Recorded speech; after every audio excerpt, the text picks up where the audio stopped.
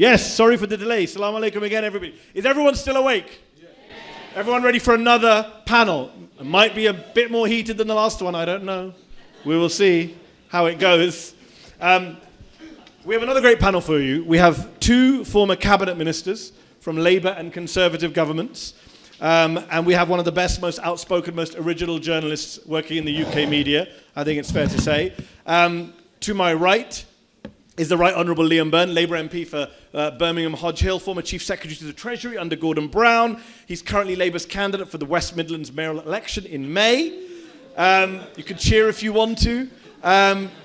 Each to their own. To my left, not politically, the Right Honourable Owen Patterson is Conservative MP for North Shropshire, former Secretary of State of Northern Ireland, for Northern Ireland, and also Environment, Food and Rural Affairs. He's perhaps best known as an outspoken supporter of Brexit, but also worth noting he once rode a horse across Turkmenistan and Mongolia, which I think is a fascinating bit of trivia there. 13 horses. 13 horses! Wow, that's amazing. All at one time. And Myriam Francois is a writer, broadcaster, academic, expert on issues related to Islam, France, the Middle East, a senior fellow at the Centre for Global Policy think tank. She's presented documentaries for, among others, TRT, BBC Television and Radio, and for Channel 4 Dispatches. Ladies and gentlemen, your excellent panel today. So, we're talking foreign policy, and the theme of today's conference, especially as we remember the granddaughter of the Prophet, is speaking truth to power. So in the realm of foreign policy, Liam, years ago, I think it was 1997, at the start of Tony Blair's Labour government, the late Robin Cook, then Foreign Secretary, talked about the need for an ethical foreign policy. Is such a thing even possible? Did the Blair government, did the Brown government, you were part of both, did it have an ethical foreign policy? Well, there were terrible mistakes, but there was a kind of a core, I think, that focused on social justice that was good. And you saw that in two ways. So one was the support that was given to the development of sustainable development goals, and the second was making sure that international aid was no longer part of our trade regime. International aid was actually focused at tackling injustice. And I think as we come up to obviously a key point in Labour's evolution as we set about electing a new leader, there's a real kind of moment that I think good people have got to grasp, because I think, when I look at the world today, I see a world that's on a road to dystopia. I see the need for us to collaborate has never been greater, not just to tackle climate justice, but to tackle increasing levels of social injustice. And yet you see a world that is now increasingly divided against this kind of new nationalism. And you see this with the RSS in India. You see it with the rise of the far right here in the West Midlands. You talk to our counter-terrorism folk here in the West Midlands, they're as worried about the far right as anybody else. And so, inspired by the themes of this conference, inspired by Imam Hussein and Lady Zainab, I think there is the need for a kind of a resurgence of cooperation, and that is going to take us to require new structures to foster international cooperation. It's going to require us to think in new ways about how we act as individuals, socially, to deliver justice across this incredible space of the new Silk Road that stretches from Britain to Beijing, and which, for this century, will become the most important space of geopolitics. And chief amongst all those challenges is standing up to that disgusting, horrible nationalism, which you see most recently protested on the streets of India. I want to come back to the nationalism in a moment, but just sticking to kind of the past and the legacies. Yeah. The Iraq War was perhaps the biggest, many would argue, most unethical legacy of Labour in power. Some politicians, like the late Robin Cook, spoke out against it, resigned from government, quit their job. Others didn't. You arrived in Parliament, I think, the year after the Iraq War. You didn't speak out about it at the time. To be fair, you have. I've heard you speak out against it since. Why do you think so many others still haven't, given we're still seeing the legacy of Iraq right now? We just almost went, the United States almost went to war with Iran over an airstrike in Iraq just a few months ago.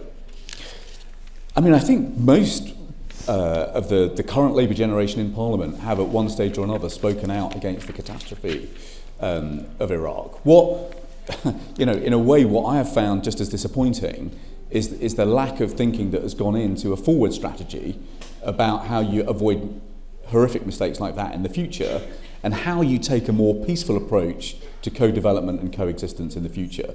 And frankly, you know, although the Chinese regime has got lots of terrible issues at the moment, the way that China has approached economic development in the Middle East, very different geopolitical strategy to the West. And actually there is something which, you know, perhaps we can come back to, which I think we can learn from. Owen, same two questions for you. Number one, can a government have an ethical foreign policy? Should it? And number two, you were a big supporter of the Iraq War. You voted for it. Have you expressed regret with the benefit of hindsight? Well, very good question. On the first one, I think Palmerston had it right. We have no eternal enemies and no eternal allies. We have eternal interests. But I also think we have eternal values. Oh, sorry. Any good? Sorry about that. Very nice to be back, by the way. Thank you very much for inviting me again. Just very quick, start again. I said Palmerston had a very good quote, which is the UK has no eternal allies and no eternal enemies, but we do have eternal interests. And I think I would add to that we do have eternal values. And I do think the UK has a real role in promoting our values of freedom, democracy and tolerance, and above all, removing our rulers by voting. And I think that is something that I very strongly believe in. On the Iraq War, yes, I was Ian Duncan-Smith's PPS. I remember very much going to see Tony Blair in Downing Street and getting the briefings. And we were absolutely convinced that there was a real threat from weapons of mass destruction. And it turns out that we were lied to. So I voted according to our total conviction. It was the right thing to do at the time. But I think it would be different if we'd known now what actually was the case. Myriam, same to you in terms of ethical foreign policy. As someone who studies this stuff, is that just a kind of pipe dream? And number two, the shadow of Iraq. Some people say we should just move on, even though it's ever present in our politics in the Middle East. I mean, I'm in the US where in every presidential debate, Bernie Sanders points out, I opposed Iraq, Joe Biden didn't. It even has relevance in the 2020 presidential election 17 years later. Well, we talk obviously in the shadow of the Iraq War, but we're also talking in the shadow of a series of protests that have been happening across Iraq, student-led initially. Many of you will be familiar with those protests. And those protests are, I think, the next wave of the consequences of that, which is at a certain point, you know, the Iraqi population has been saying for a very long time now, we're actually sitting on a very wealthy country. This is one of the countries that had the largest middle class in the region, a very educated population. Many people who don't know the region won't be aware of that because they'll only know Iraq in the context of it having been, bombed to the Stone Age. But it's a country that has an extremely rich legacy, and the people of Iraq are very aware of that. And so today they're demanding a level of accountability which, for a country which claims to stand for the values of democracy and transparency and presumably anti-corruption, could have a role in supporting. I was listening to an Iraqi poet recently talking in the US about how the fact that $650 billion have disappeared from the Iraqi coffers. There are questions to be asked which we can support if we indeed stand for the very values you speak of. But I think the we is a really important one in this question, and I think the we is where we have a stumbling block. Certain decisions, certain votes that have passed in recent years, and I'm obviously referring primarily to Brexit, but not purely, have suggested the narrowing of what we understand to be our we. Who we are as a nation has narrowed. Who we think of ourselves as has narrowed. And when we talk about ethical foreign policy, do we talk about ethical foreign policy for ourselves? Because that's a very different question to saying ethical foreign policy for everybody, as in the impact of our ethical foreign policy.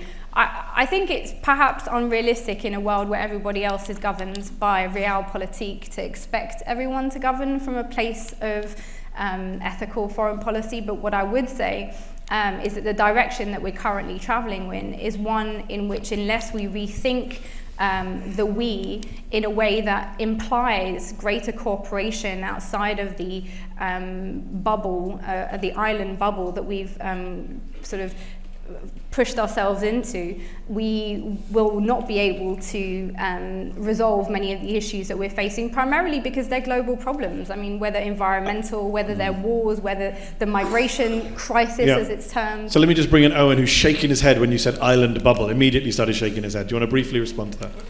Yeah, this is a sort of caricature. The whole point of the process we've gone through over the last years is that we can now open ourselves up, all these amazing contacts we've got around the world. We wanted the very closest relations with our neighbours in Europe, to whom we were recently bound as members of the European Union. But we got this fantastic opportunity to open up to all the historic contacts right around the world. There is literally no other country in the world with the international contacts that we have and the ability to do good. And I would stress by my opening comments, we do have these values, which we have managed to spread to many countries around the world, and if they were adopted in some of the places which are suffering desperately, some of them Liam touched on, wouldn't the world be a better place? Although some might say, Owen, that we have these contacts around the world because we used to rule most of the world against their will. Well, Yeah, obviously, we know that, but we handed them over. We handed them back. Just checking. On the ethical issue. Can we just point out that we did also have those contacts as members of the EU? We just have a much smaller bargaining chip from the place we stand in today than when we were part of that argument lost. There's no way we're having a relitigation of the Brexit referendum on this panel. I'm in town for 24 hours and I'm avoiding Brexit. No, we will talk about Brexit briefly, but in a different context. But Liam, let me put this to you, go back to what I mentioned, the ethical foreign policy, right? So if we can agree, I think most people in the room would say there is no such thing as some kind of ideal ethical foreign policy. There's too many other factors involved. Yeah. Myriam pointed out, if everyone else is operating on realpolitik, it's just not realistic for any country. But what you could say, I guess you could argue, is that there's levels of how unethical or ethical you are between governments. You can literally differentiate between a Norway and a Saudi Arabia. Right? And similarly, if you look where I am at the moment, the US government, you have Donald Trump in power, you have the Middle East, quote-unquote, peace process, where there is no peace and no process. The Trump plan for Palestine came out a few weeks ago.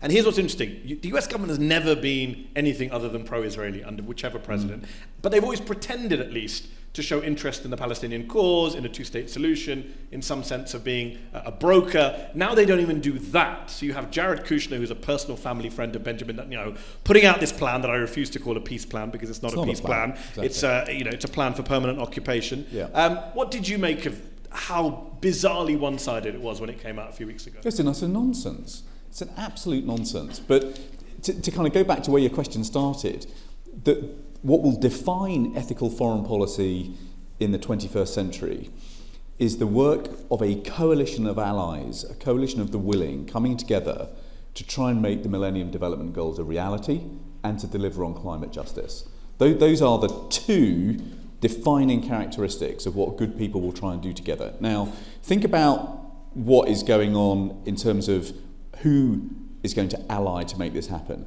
America is turning inward. Despite, I hope that the Democrats get rid of Trump, but actually the geopolitics of America mean that America is going to continue to turn inward for some time. China is marching west. Europe is beginning to turn east. Russia is turning pretty crazy. And you've got a group of Gulf leaders in the Middle East who are trying to turn to the future and a post-carbon economy. And then you've got a couple of significant players, Turkey, Modi in India, who are turning to a nasty, vicious nationalism. So you've now got this incredibly complex landscape. And what good people inspired by the values of this conference are going to need to do is think, right, where are our allies in this mosaic who are actually going to focus on how we deliver equality and justice? And the best definition of that are the Millennium Development Goals. And it's going to be a pretty complex set of coalitions. But that is the challenge from voters to politicians at election time.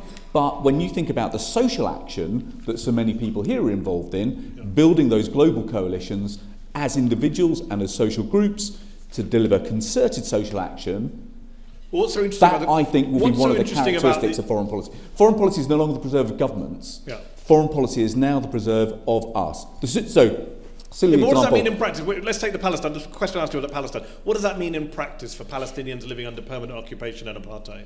That we will support Palestinian groups in campaigning for justice. Now, if you take, for example, so I used to work in a soup kitchen on Ree Street, run by the Uma Care Foundation. Actually, the guy who runs that isn't always in Birmingham because he's helping set up clinics for the Rohingya, or he is campaigning around issues to do with Palestine. So, it is now possible in the 21st century for good people to come together with other allies in order to campaign on issues of justice. Earlier this week, Liam, Alon Liel, the former Director General of Israel's Foreign Ministry, who was also an ambassador for Israel to apartheid South Africa, wrote in Foreign Policy magazine that Trump and Netanyahu are seeking to make, quote, permanent the domination of one ethnic or religious group over another and, quote, legitimize a new 21st century model of apartheid.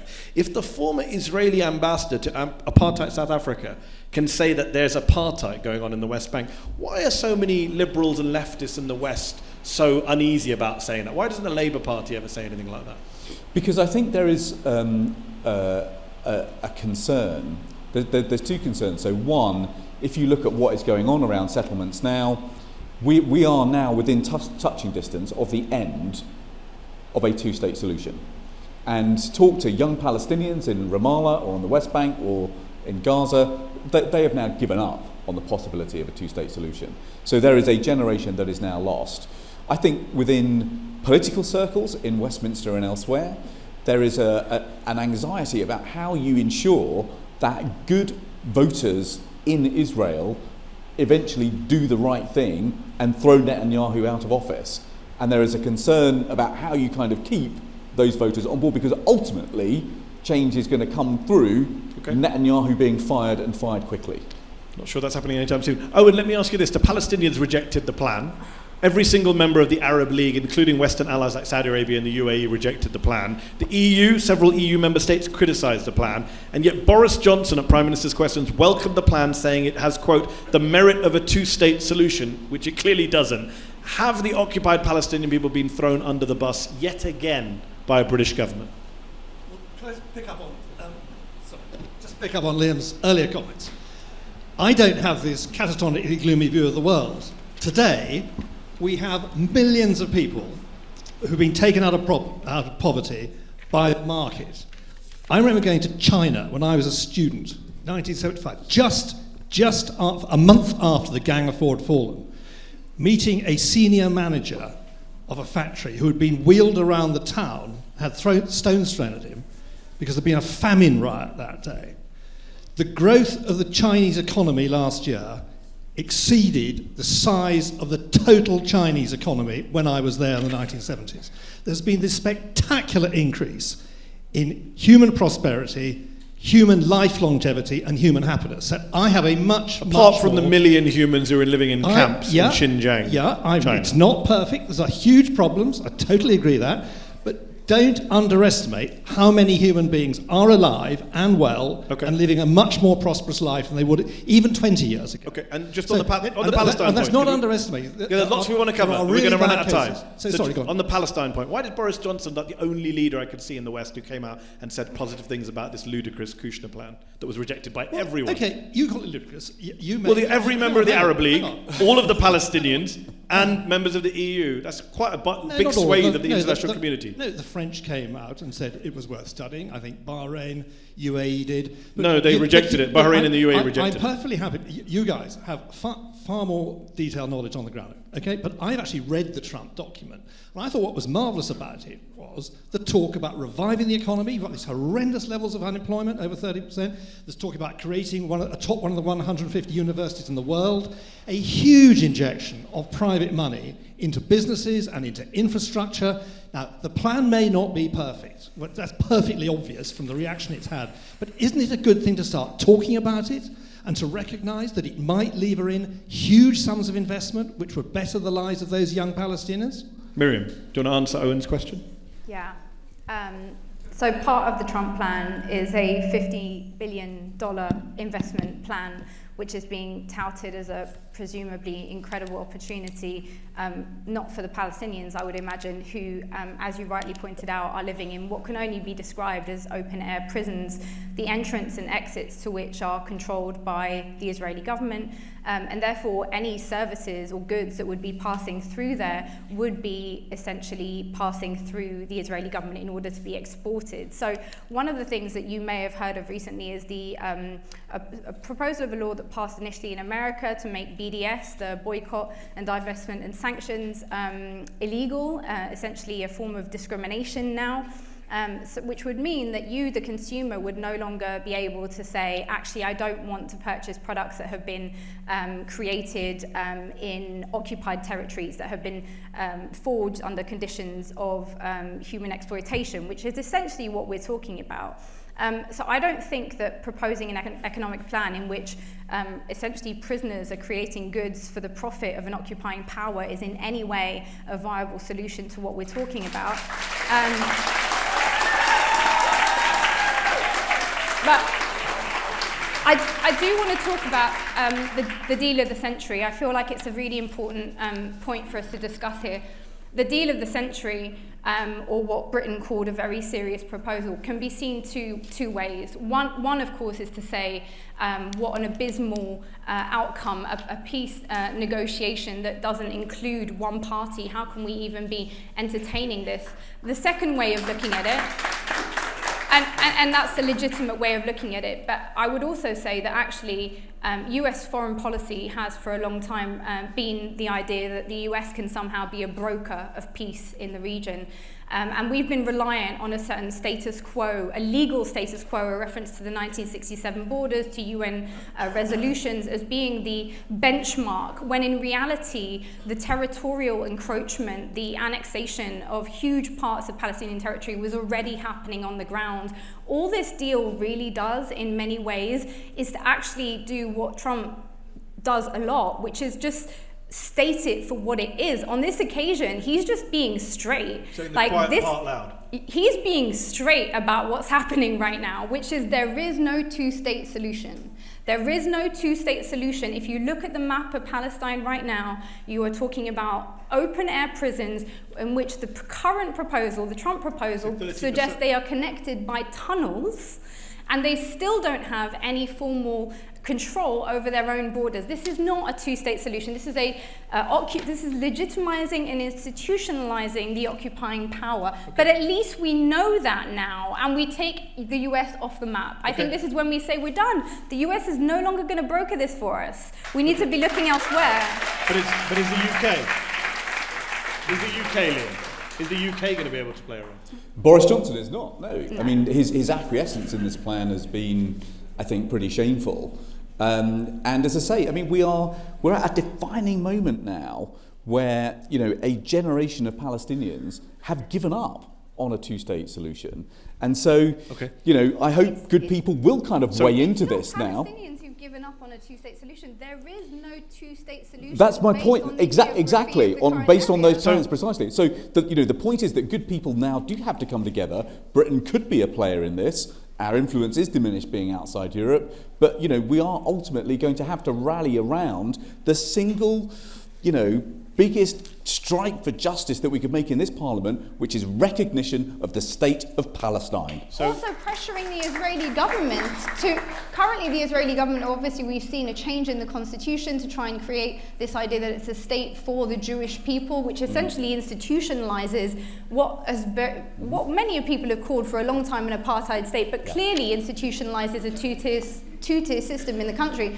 I'm not sure why we can't be extremely vocal about the fact that we don't intend to pursue an amicable relationship with a country that has an apartheid system. Why would we want to be close allies with that country? Well, this is a question about allies. So I'm going to do something I hate doing, but I have to do it because we're short of time, which is jumping from one topic to the next. But I want to cover a few things before we open it to the audience. So let us also talk about India, and let's talk about Kashmir, and let's talk about another British ally, which is the Indian government and India, long-standing ties between the two countries for obvious reasons, close relationship between this government and the Indian government.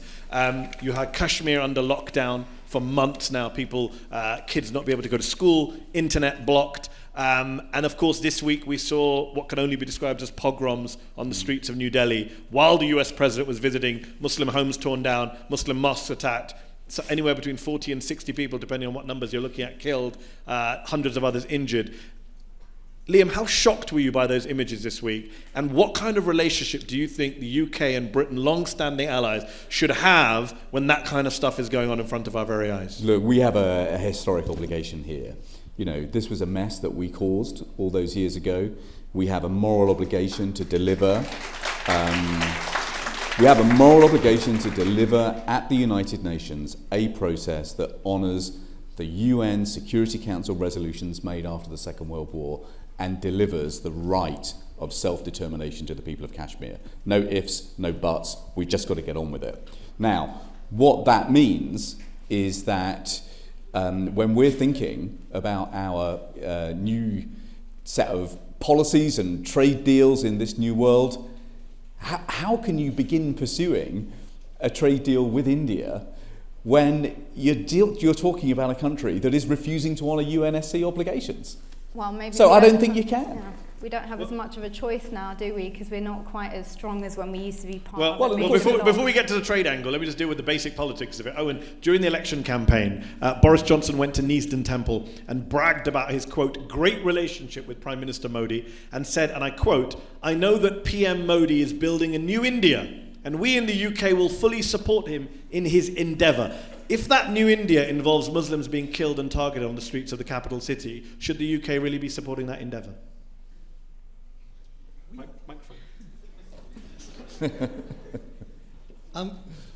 We clearly want the very closest relations we can have with India. We can't tell India what to do.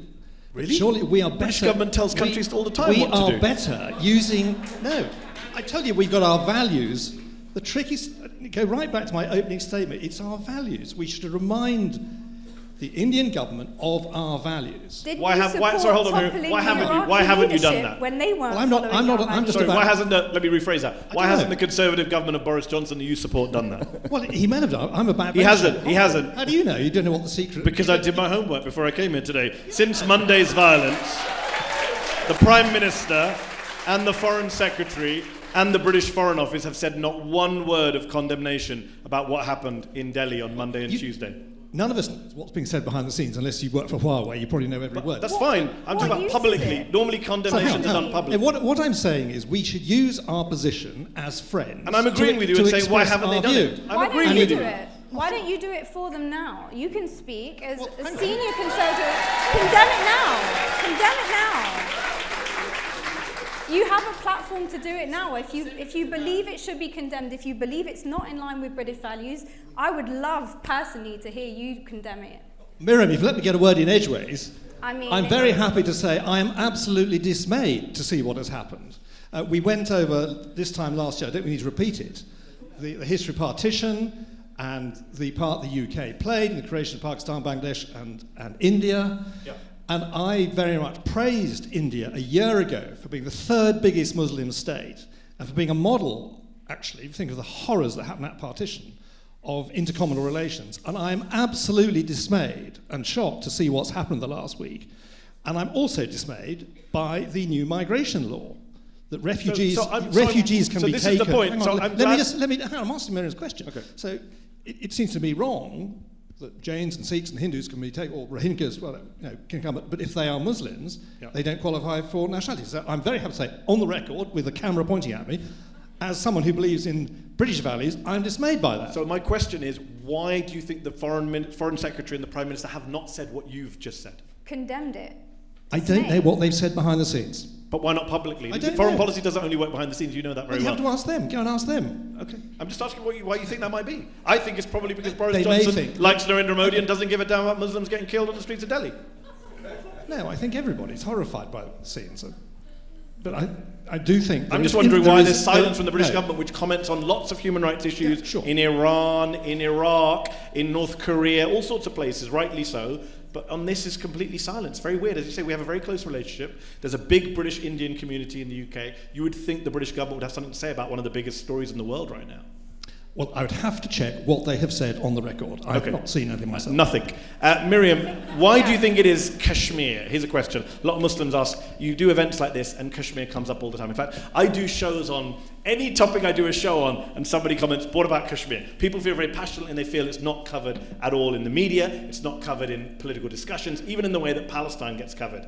Why do you think it is outside of a few geographical patches in the UK, like Birmingham or other places, outside of a few media commentators or journalists? Why is it that the Kashmir conflict has never really had that same kind of coverage or impact? Look at what's been going on since August. Very little international coverage. True. Well, I mean, we obviously know there's a shutdown. There's a massive media shutdown. Very difficult to get information out. But I partly think it might be to do with the representation of journalists. I don't know how many Kashmiri journalists there are, senior journalists in the UK, who are able to actually make sure that Kashmir is something that it makes the headlines, or at least is prominent within them. But can I just touch on something you said, which was Radio 4 today, I think it was, or yesterday, was running a story, a major story about Christian persecution in the world. And rightly so, in areas that Christians are persecuted, that should 100% be something we talk about. What I find very difficult when I go to, and I think this is important for people outside of the Muslim community to hear, is when you go to Muslim majority gatherings and we start talking about the conflicts that touch on us through the links that we have globally, and we start looking around the world and we're looking at Myanmar, and we're looking at, the Rohingya, and then we're looking at China, and we're looking at Palestine, we're looking at Syria, we're looking at Yemen, we're looking at Kashmir, we're looking at... There is a feeling that across the world it's open season on Muslims, and there is very little political willingness to speak out when the objects of the oppression or the subjects of that oppression are Muslims. And I think that that's something this government doesn't do at a cost that it will feel in the future, because there is a capital that other people, and I'm using, there are people in this country and elsewhere who will capitalize on that to say, this country doesn't care about Muslims, it doesn't care about persecution of these groups, and will try and use that for their own objectives. Okay, so let me ask very briefly, Owen, Liam, do you agree with what Myriam just said? No, I think surely one of our British values is to be absolutely colourblind and to want to apply our values to everybody, completely regardless of who they are. And she touched quite rightly earlier comment on Christian persecution. Just to be clear, you don't think there's a kind of open season on Muslims as minority communities? No, I don't think so. Not the view of the British people. I meant globally. And the British, and all the British government. No, I don't. Okay, Liam? I begin to fear the worst, because if you look at the range of human rights abuses, if you look at the situation confronting the Uyghurs in China, Muslims in India, you begin our lack of leadership on issues around Palestine. There is a pattern here, and I'm afraid, sometimes ministers like to say human rights are never a bilateral issue. So in a lot of the debates that we've had on Kashmir over the last year, you get this kind of rubric: we mustn't interfere between India and Pakistan. Kashmir is a bilateral issue. That's complete nonsense. Human rights are always a multilateral issue. And if you look at the 200 international conflicts since World War II, where there have been big conflicts that have been settled, you look at President Carter, you look at what happened in former Yugoslavia, you look at George Mitchell in Northern Ireland, human rights are always an international issue, and they're solved when we stop pretending they're a bilateral issue and the international community weighs in and says enough is enough. But what do you do with an India or a China? You said earlier, trade deal is very difficult, but the reality is you've been in government, you've dealt with business leaders, you've dealt with civil servants. Yeah. Can you what can the British government practically do when the Chinese are locking up Uyghurs in their millions, the Indian government is changing the law to persecute Muslims? When you go, these countries are economically too powerful for the United Kingdom. Do you know who we should be taking a lesson from? And this is an unfashionable thing to say, the European Union. Because the European Union insists that when you do trade deals, actually human rights are on the table and they are part of the discussion, and that is as it should be. So let me put that to Owen. Owen, Myriam mentioned it at the beginning. Owen, Liam's just mentioned it now. This idea that now with Brexit, Britain's very, very ultra keen to get trade deals around the world to make up for all the kind of lost opportunities or to make good on all the promises that we will be a great trading power. And therefore, when you're doing that, you really have no leverage to say to the Chinese or the Indians, you must do this or that, you must respect the Uyghur human rights or Kashmiri human rights, because you just need a deal. No, you definitely, your interests are your UK interests. That's what you're pursuing. And at the same time, when you're negotiating, you can express your values. So what's happening? What if they say we don't care about your values? What are you going to do about it? They're not going, unless we're going That's to... literally what the Chinese government says. Yeah, fine. Well, we have to keep using our powers of persuasion. We have no means of imposition of force or anything, but we have far more influence if we are talking and we are working, and above all, trading. Because go back to my comments on trade, it's trade and economic links which are vastly more powerful than political links. That's what's going to really change the world. Massive trade with China. As you mentioned, the Chinese economy opened up. There's been massive economic growth. That didn't help the people in Xinjiang province, did it? It has enormously helped hundreds of millions of people in China. I'm really not don't agree I'm with saying it didn't prevent the Chinese from locking up 1 million Muslims in Xinjiang. I agree. There are very bad exceptions. There are bad things happening in large parts of the world. We know that. Okay. But millions of Chinese are better off because they've got a freer economy. I'm not disputing that point. No, hang on, you are. I'm saying very clearly. I'm saying you can say that lots of Chinese are well off today and also say that the Chinese government is committing cultural genocide in Xinjiang province. And I'm saying to you that spreading free trade and prosperity is more powerful than political links.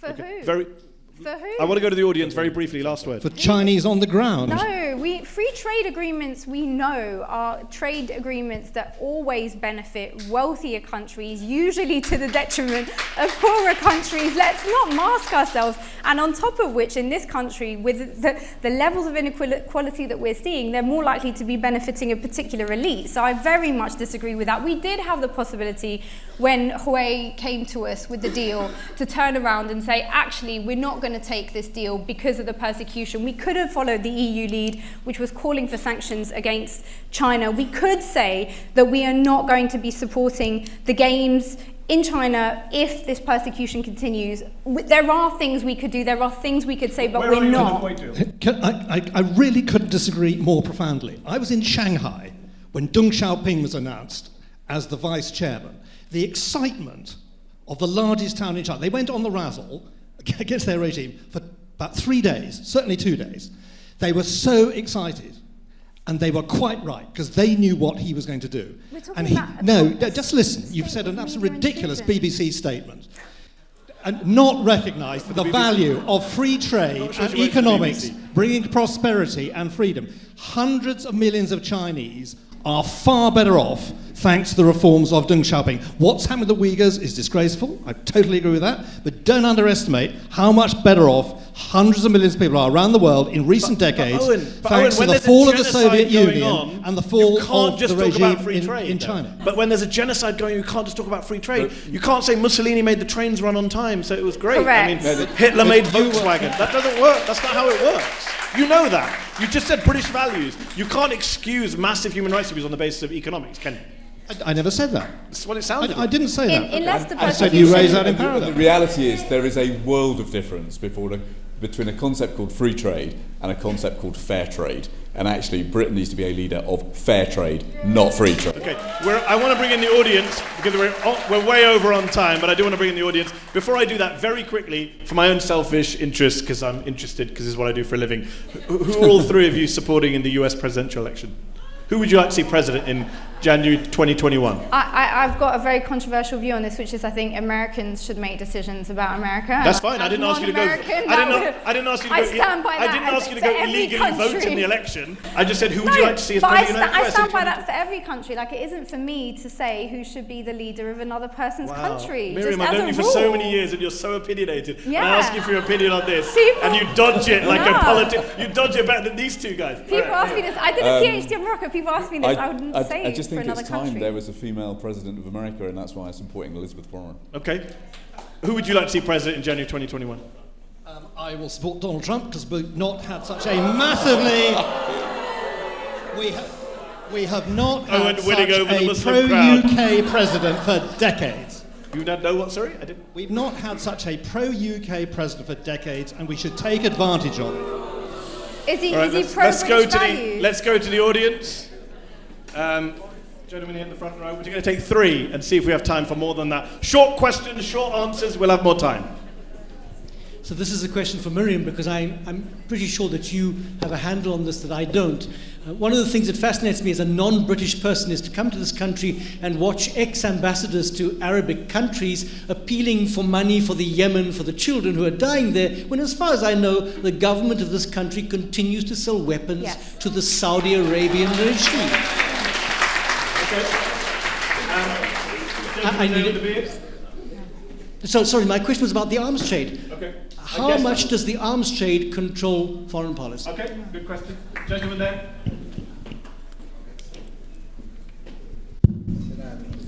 We started off talking about ethical foreign policy, and when we have millions of people leaving their homes across the world through desperation and fear, what can we do to reduce the number who leave their own homes, and when they come to this country, can we provide a more welcoming and humane welcome to them? Okay.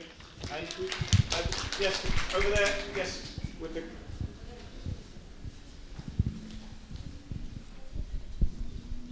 Hi, my question is directed to Owen. Don't you think your British values, I'm asking you as a Palestinian, you should hold the British government responsible for giving away Palestinian land to the Israelis or to the Jews at the time? Don't you think it's a British made and it should end with the British politics? Should it be left to America? All right, we'll go backwards. Do you want to take that one first, since it was addressed to you? Yeah, sure. Well, we could go over Britain's role in history on numerous disputes around the world. But we are where we are. And Israel is not... Okay, there may be people here who would like Israel to disappear and we wind the clock back to 1947. No, I would say that's not going to happen. So my view is, to answer your question, we have to discuss the issue on the basis of where we are at the moment. Now, that may... I have no idea your Palestinian background. You may have lost land or houses, whatever. That may be very, very unsatisfactory. But 22 members of my family in Gaza in 2008, 12 and 14. And I'm one of 10 siblings, and we've never been gathered one day, and I'm 50 years old. And this is because of the British policy back in 1947. So that's I hold the British government responsible for a nation's genocide.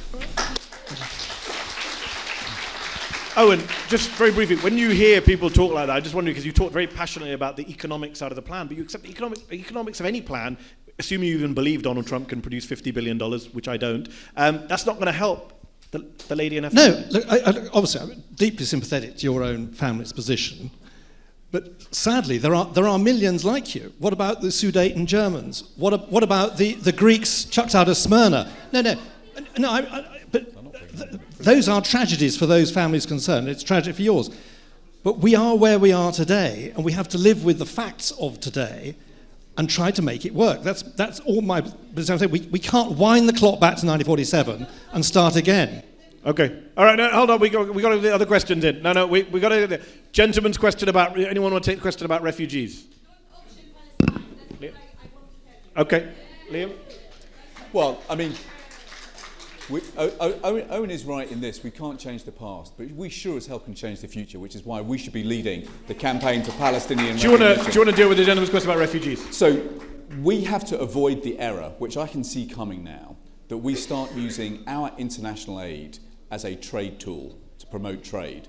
We should be using international aid to promote international justice, and we should be doing an awful lot more here at home to provide that welcome, which is why, if I'm elected mayor in 79 days' time, this region will become the first region of sanctuary for refugees fleeing persecution and coming here. I'm actually full of admiration that Liam managed to save the plug till this far into the panel for his mayoral race. It's not bad. It has to be done. It's what you do. But just deal with the question about the refugees. You said about sanctuary.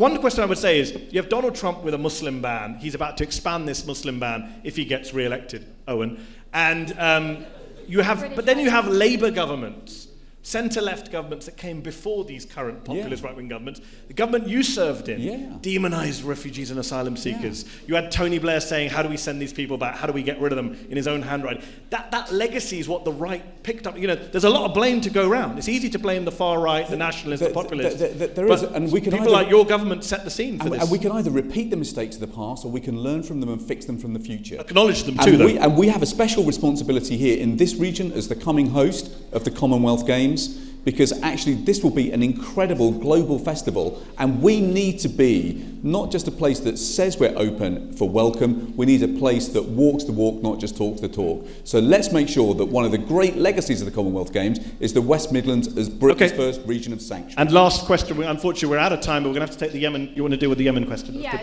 I'm briefly also just going to touch on the refugee question, because I think that there's like a very strong desire to depoliticise the refugee problem, is to talk about it as something that has nothing to do with history. The history is why we have refugees. So it's not a question of how do we deal with the present. The past is feeding into the present realities that we're dealing with today. And unless we start to address those and not pretend that there's something that happened in 15th century, then we can actually think about long-term solutions to these problems. To answer your question, interestingly, there was a journalist that tried to infiltrate these arms trade fairs, which are not, massively welcoming to journalists, and actually ended up being kicked out because she was immediately identified as being a woman, which apparently there are not many of in these fairs. Look, it's a billion pound, $1 billion deal. It's a £1 billion area of the economy. It's not something that, particularly if we're looking at free trade as being the objective here, that's going to come off the table anytime soon. And I think it would be naive to underestimate the extent to which it influences decisions about which countries we choose to make deals with. Clearly, Saudi Arabia, if we were going to take it objectively, Owen, would not be a close UK ally, right? If we looked at Saudi Arabia on paper, we'd be like, probably not people we'd want to, be buddy-buddy with. British values. But we are, somehow. And that's where money talks. Owen, do you want to respond to the question about arms sales to Saudi Arabia? We discussed it last year too when you were here. It hasn't got any better, the situation in Yemen, nor with the British arms sales to Saudi Arabia. Have you changed your position at all on that? I think this is much the most difficult question to answer. It's much the best question we've had so far. It is an absolute pig. If you're trying to defend British interests, you want to defend British workers working for brilliant British technical firms, and then the customers may be abusing the ability to use these weapons. It is much the most difficult question. Of all the ethical questions put to us as politicians, there is a real problem, because if we don't sell them, somebody else will sell them. So we should help kill the kids, not anyone else. It's how free trade works. Exactly. It is a real ethical quandary. No, but that argument is basically, if we don't help them kill kids, somebody else will help them kill kids, so we should help them kill kids. It is a horrible reality. The horrible reality of killing kids. British but you can change that reality, Owen.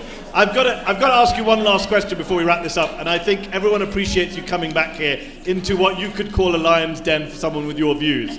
But I do want to ask you this question. Last year when you were here... I've got some supporters here. People are nodding. You do, I'm sure. That's not showing them on film.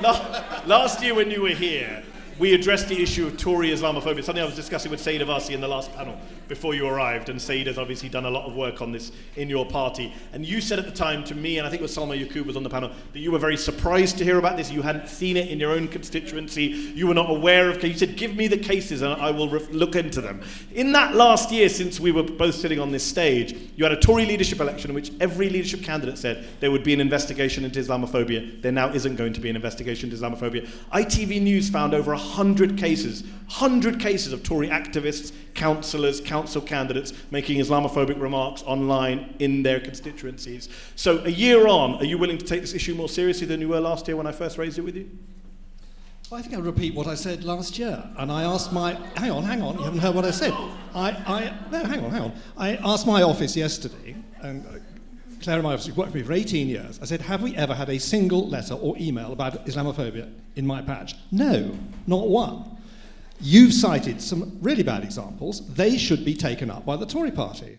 prejudice against You said that anybody last is year. unacceptable. Why haven't they been taken up? Do you support an internal investigation? Because obviously we know an internal investigation has been called for, and the person who'd been called to do it is somebody who believes that Islamophobia is a myth. Do you yourself believe Islamophobia is a myth, or do you believe Islamophobia is a problem in society and potentially within the party? Well, we know there are unpleasant people who are Islamophobic or anti-Semitic, and that is wrong. That is totally against my values. And So hang on, very important this, if anybody has got a case, I'm happy. Oh, come on. You said that last year. I just said to you, in the intermediate ITV News produced 110 examples. Fine, but nobody wrote to me.